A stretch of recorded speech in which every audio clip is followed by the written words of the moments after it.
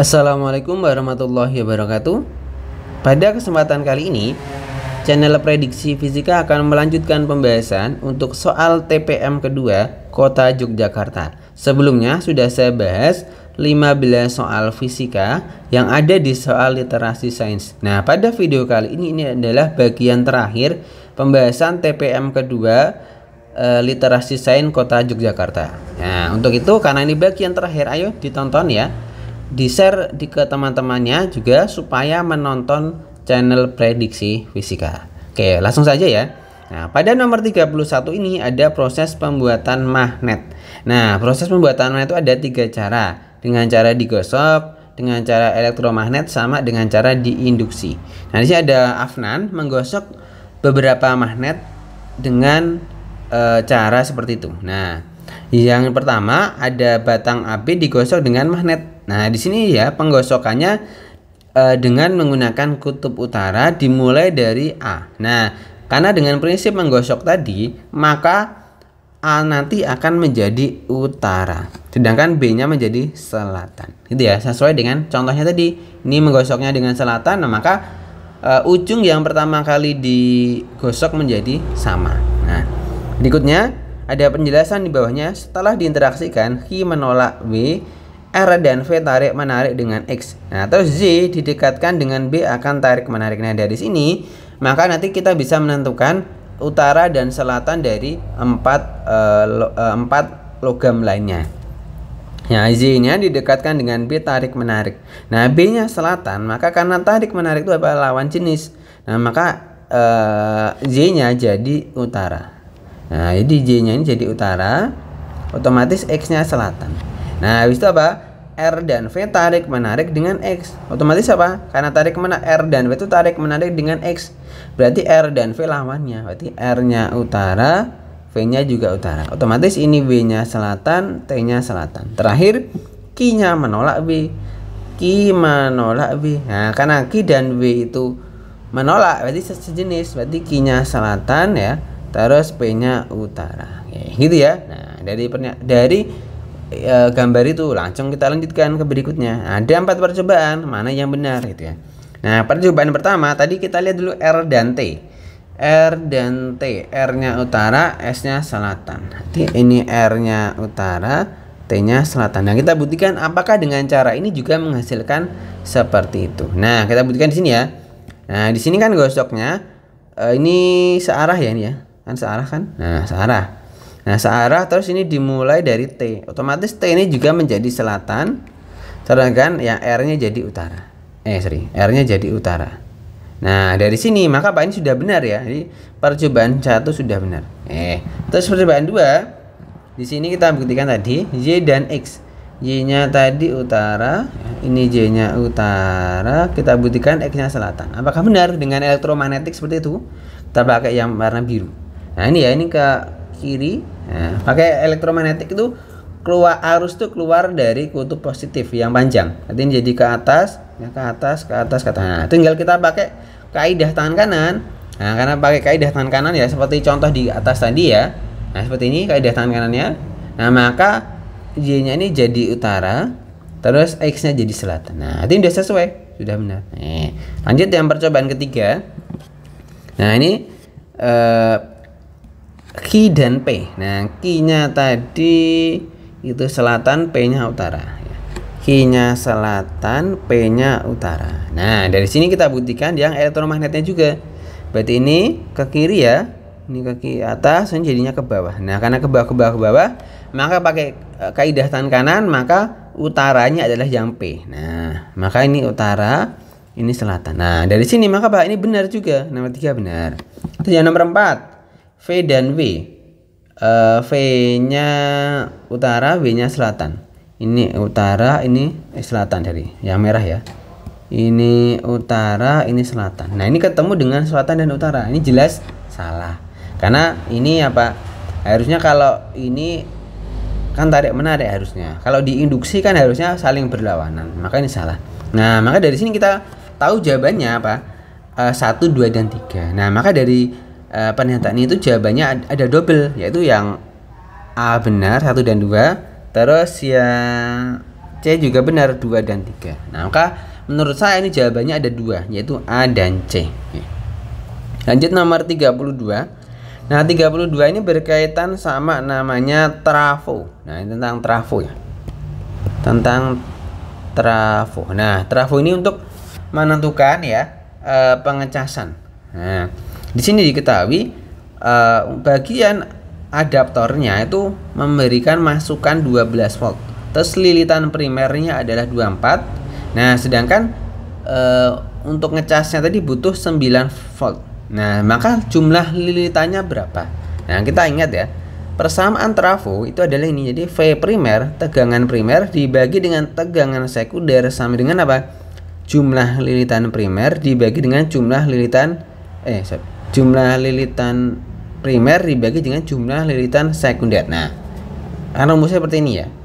Nah, dari sini maka kita tulis apa yang diketahui. Yang pertama, tegangannya 12 volt itu adalah tegangan primer.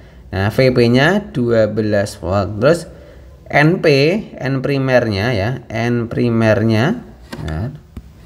N primer. Nah, N primernya adalah 24. Terus yang diketahui lagi VS-nya ya, VS-nya adalah 9 volt. Nah, kita cari NS-nya berapa ini. Nah, tinggal kita pakai persamaan yang ini tadi. Nah, masukkan nilainya. Nah, jadi VP per VS sama dengan NP per NS. Nah, masukkan nilainya ya. VP-nya 12 dibanding VS-nya 9 sama dengan NP-nya 24 dibanding NS. Nah, ini kan bisa dilihat nih, 12 sama 24. 12 bagi 24. Nah, 12 bagi 12 1. 24 bagi 12 2. Terus tinggal kali silang. 2 kali 9 nanti NS sama dengan tinggal 9 kali 2. Nah, maka NS sama dengan 18 lilitan. Nah, maka jawabannya adalah yang B. Gitu ya. Oke, lanjut nomor 33. Ini berkaitan sama materi listrik statis. Nah, ini tentang listrik statis. Nah, di sini ada perlakuan. Yang pertama adalah tentang penggosokan. Nah, ketika terjadi penggosokan ini dikatakan apa? Elektron berpindah dari kaca ke kain sutra. Nah, jika ada penggosokan itu, maka akan terjadi perpindahan elektron dari kaca ke kain sutra. Ini namanya proses penggosokan tadi ya. Nah, karena elektron dari kaca pindah ke kain sutra, otomatis apa? Bagian kaca itu jadi positif ya. Kacanya jadi positif, sutranya maka jadi negatif. Nah, lanjut berikutnya. Ini ada bola styrofoam yang kita konduksi. Nah, konduksi itu adalah namanya kita tempelkan tadi. Nah, ditempelkan. Nah, proses konduksi itu gimana? Jadi kalau yang menempel itu negatif, maka bola styrofoamnya juga akan ikut negatif. Itu namanya konduksi. Nah, otomatis apa di sini? Bola styrofoamnya negatif dan kacanya tadi udah tahu yaitu positif. Nah, jadi seperti ini, makanya sesuai dengan gambarnya, kaca dan bola styrofoam ini akan tarik menarik. Nah, maka interaksi mana yang tepat kesimpulannya? Yaitu apa? Bola styrofoam negatif ya. Berarti cari yang negatif. Berarti yang B jelas salah, yang D juga jelas salah. D juga salah ya. Nah, maka antara A atau C. Nah, A, bola styrofoam bermuatan negatif saat dikonduksikan dengan plastik mika. Nah, ini jawabannya benar itu A. Nah, kan tadi dikatakan ada pengkonduksian ditempelkan dengan selembar plastik mika yang bermuatan negatif. Nah, ini karena konduksi ya. Karena proses konduksi itu berarti menularkan. Jadi karena mikanya negatif, otomatis bola styrofoamnya juga jadi negatif. Nah, itu ya alasannya seperti itu. Lanjut nomor 34. Nah, 34 ini berkaitan sama namanya listrik dinamis.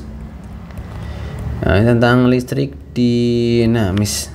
Nah, di listrik dinamis ini ada rangkaian seperti gambar ini. Nah, di sini ada rangkaian. Nah, ini ada motor listrik 5 volt, ada LED 3 volt. Nah, jadi di soal ini maunya gimana toh?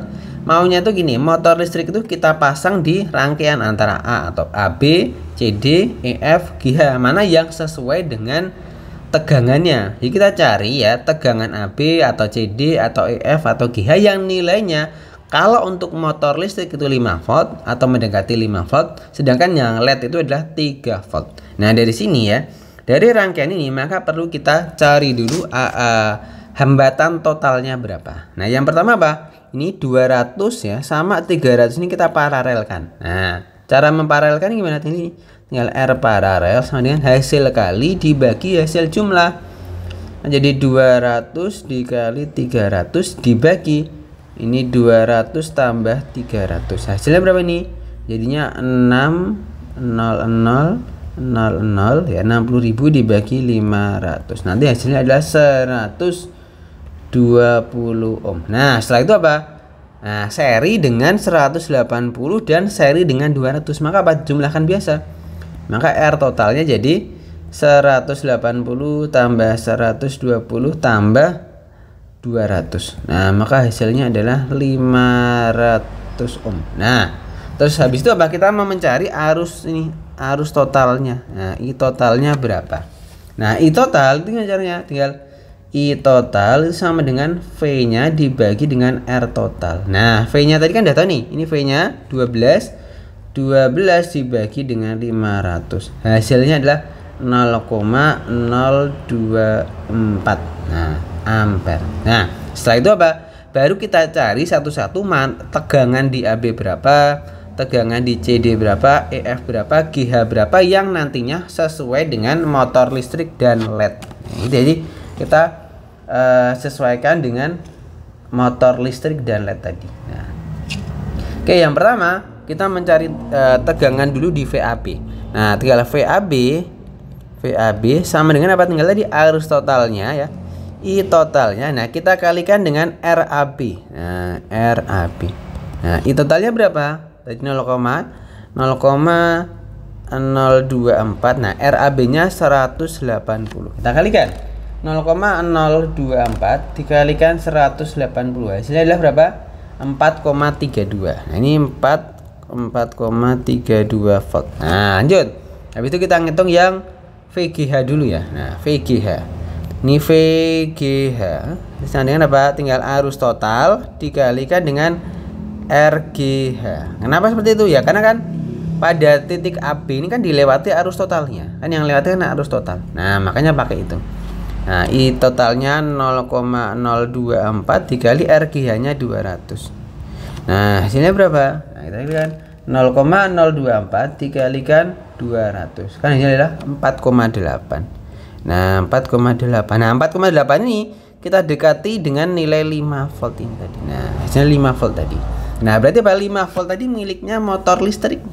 Nah, motor listrik adalah 5. Berarti Pak, motor listrik tadi harus ditaruh di GH. Nah, kita cek motor listrik ya, motor listrik nih, cari yang di GH berarti ini. Nah, maka udah tahu jawabannya, yaitu yang B itu. Nah, kalau misalnya kita buktikan ya sama, nanti pemasangan LED-nya apakah di EF bener. Nah, kita buktikan. Jadi pada rangkaian ini ya, yang ini kan rangkaiannya paralel ya, yang atas nih ya. Ini rangkaiannya paralel. Nah, yang ini. Nah, karena ini paralel maka tegangannya sama. Jadi tegangan CD dan tegangan EF itu sama. Makanya nanti R-nya pakai RP tadi. Nah, dari situ nanti maka bisa kita tentukan nilai VCD berarti nanti sama dengan VEF. Nah, terus sama dengan apa? Tinggal arus totalnya. Nah, kita kalikan dengan R paralelnya. Nah, I totalnya tadi 0,024. Nah, dikali R paralelnya tadi 120. Nah, hasilnya berapa ini? Nanti 0,024 dikalikan 120. Hasilnya kan 2,88. 2,88 ini mendekati 3 volt. Nah, yang kita dekati kan 3 volt. Nah, maka tadi LED-nya tadi bisa kita taruh di CD atau kalau enggak EF. Tapi di sini EF karena disesuaikan dengan motornya juga. Motor listrik harus di GH. Nah, maka jawabannya tadi yang B gitu. Lanjut. Nomor 35. Ini berkaitan sama namanya apa ya ini? Tentang energi listrik ya nih. Nah, tentang energi listrik. Nah, energi listrik. Nah, di sini ada struk pembelian. Jadi Pak Heru itu membeli listrik dengan total KWH yaitu 641. Nah, atau di sini ada penggunaan mesin cucinya berapa? Mesin cuci, setrika, kipas dan lampu. Nah, kita total dulu ya satu harinya itu menggunakan berapa energi. Dengan cara gimana? Kita kalikan semua ini. Ini kita kalikan, ya kita kalikan semua. Berarti 2 kali 400 kali 8 gitu. Jadi 2 kali 400 terus dikalikan 8. Hasilnya adalah 6.400 ya. 6.400. Terus sama, bawahnya lagi kita kalikan. Jadi 1 kali 400 terus dikalikan dengan 6. Nah, hasilnya adalah berapa? 2.400 ya.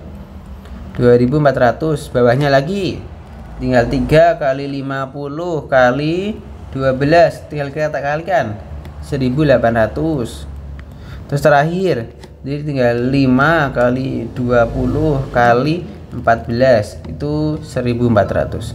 Jadi 1.400. Nah, setelah ini apa? Ini dijumlahkan. Nah, di total biasa. Kita jumlahkan biasa di 6.400 ditambah 2.400 ditambah 1.800 ditambah 1.400. Hasilnya adalah 12.000. Hasilnya 12.000 WH. Nah, jadi satu harinya adalah menghabiskan 12.000 WH. Nah, ini kita ubah ke kWh, tinggal dibagi 1000. Maka 12.000 dibagi 1000 kan 12. Jadi 12 kWh. Ini apa? Ini dalam satu hari. Nah, ini apa? Ini dalam satu hari. Nah, kalau Pak Heru tadi membeli 641 kWh, maka berapa hari? Nah, maka berapa hari? Nah, maka listriknya bisa digunakan berapa hari? Nah, tinggal dibagi saja. Tinggal 641 dibagi dengan tadi satu harinya 12. Nah, gitu aja. 641 dibagi dengan 12. Hasilnya adalah 53, sekian. Nah, dengan 53 hari. Nah, maka maksimal listrik ini akan habis setelah digunakan selama 53 hari. Maka jawabannya yang D. Gitu ya. Nah, terakhir, soal terakhir ya untuk yang fisika di TPM kedua ini ya, tentang namanya ini apa ya? Tata surya ya, atau fenomena tentang musim. Nah, di sini dikatakan ada fenomena tanpa bayangan. Nah, ini ada gambarnya juga, ada PQRS.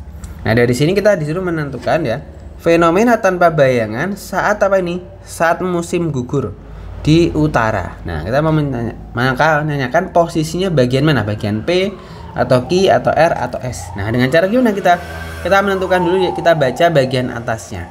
Di sini ada kata-kata equinox. Nah, equinox itu ya terjadi 2 kali setahun, yaitu pada 21 Maret. Nah, pada 21 Maret itu adalah musim semi. Nah, terus 23 September itu pada musim gugur di bumi utara. Nah, terus habis itu di sini bawahnya lagi ada solstice ya, ada solstice. Nah, solstice itu terjadi pada Juni sama pada Desember. Nah, yang terjadi apa? Saat Juni, nah matahari itu berada di belahan bumi utara. Nah, maka bagian siangnya itu lebih lama. Nah, kita lihat di gambar ya. Nah, dari PQRS ini bagian belahan bumi utara yang menerima sinar matahari paling banyak itu adalah di bagian P. Nah, kan ini banyak nih.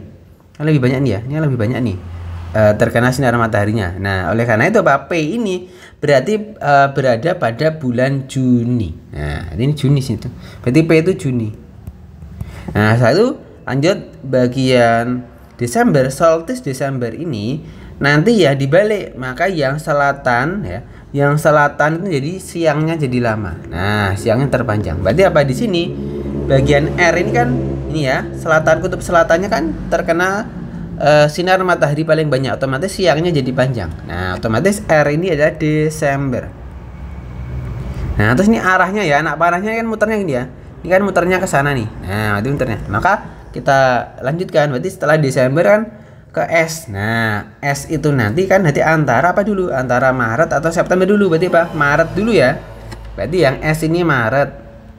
Sedangkan yang Q ini adalah September. Nah, berarti kan perputarannya seperti itu ya. Jadi dari Maret terus ke Juni, ke September, ke Desember, balik lagi ke Maret dan seterusnya. Nah, dari sini yang ditanyakan adalah posisi saat musim gugur di utara. Nah, musim gugur tadi kita cek di atas. Nah, musim gugur ini ya. Nah, musim gugur itu terjadi di bulan September. Nah, tinggal kita cek bulan September itu di posisinya di mana. Oh, bulan September itu posisinya di Ki. Nah, maka jawabannya adalah yang B. Oke, gitu ya. Jadi jawabannya yang B. Kayak gitu ya, pembahasan kita sudah selesai untuk bagian fisika literasi sains TPM 2 Kota Yogyakarta. Oke, ditunggu untuk pembahasan soal ASPD dari kabupaten-kabupaten lain. Oke, jangan lupa klik like, subscribe, dan share ke teman-teman. Oke, terima kasih.